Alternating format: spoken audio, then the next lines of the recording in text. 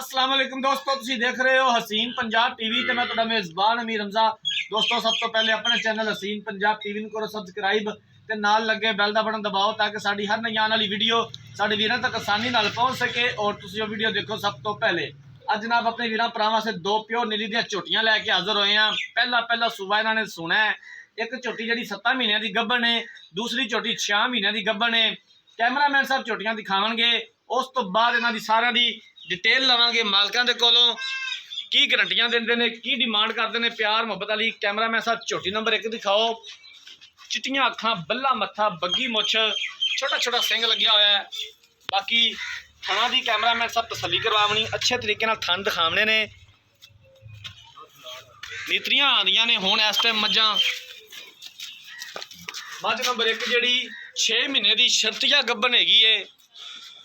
मालक चेक करवा के देंगे, पूरी तसल्ली करवावणगे। सिर बड़ा सोहना है माशाल्लाह झोटी का, निक्का निक्का सिंग लग्या होया है, चिट्टियां अखां ने, बल्ला मत्था है, बग्गी मुछ है, माशाल्लाह खूबसूरत झोटी है। प्योर नीली दियां झोटियां ने, कैमरे की नज़र ने वीरां भरावां दे सामने।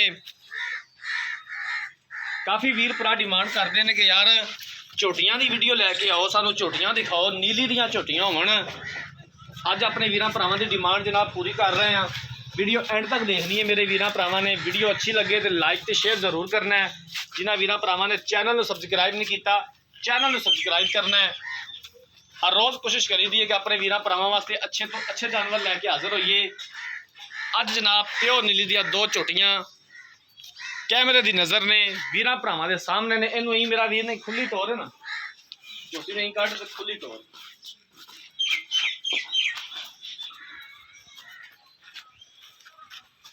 घर दियां झोटियां ने, किसी व्यापारी दे कोल नहीं हैगियां। भाई होरां नूं जरूरत ही उस वजह तो सेल कर रहे हैं।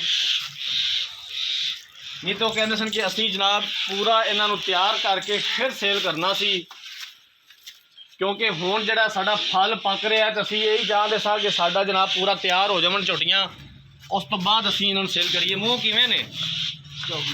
चोगियां ने। मूँह कट के विखाओ इन्हां दा, आराम नाल यार, आराम नाल।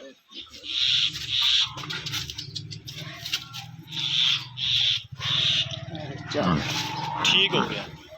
कैमरामैन साहब झोटी नंबर 2 दिखाओ। बल्ला मत्था, चिट्टियां अखां, माशाल्लाह बड़ी खूबसूरत, पूरे जिस्म उत्ते पशम। ये झोटी 7 महीनों की गब्बन हैगी है। थन हवाना माशाल्लाह बड़ा खूबसूरत, मोटा थन लग्या होया है, सोहना थन लग्या होया है और पूरियां विरला ने थना दे विच। 7 महीनों की जनाब ये झोटी गब्बन हैगी है, खूबसूरत है माशाल्लाह। इनू खोल के इन्हें तोड़ो यार।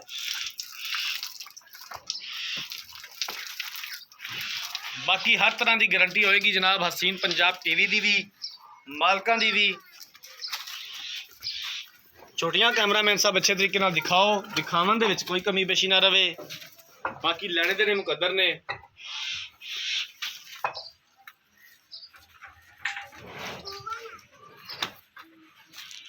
ये छोटी मूँह किवें जी? ये भी चौकी है। ये भी चौकी है। ठीक हो गया जी। इन्हें तो लिया या तो खुला लिया के टोर में।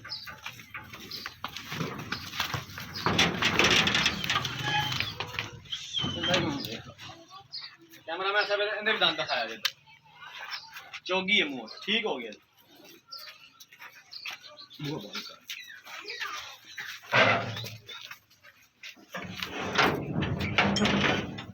सोहना थन लग्या होया माशाल्लाह। दोवां झोटियां नूं सील अशराफ ने, घर दियां झोटियां ने। इनू ही खोल के नहीं तोड़ यार, झोटी नूं कट के 2-4 कदम खुले टोर।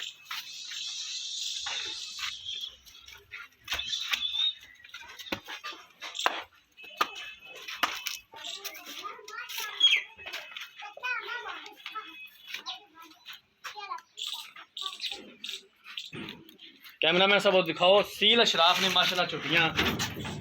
ये ने जनाब नीली की खासियत है, जिवें मर्जी हथ लाते रहो, बच्चा थले बह के चौंदा रहे। झोटियां पैर नहीं पट्टन दियां, हालांकि पहलन झोटियां थना नूं हथ नहीं लावन देंदियां।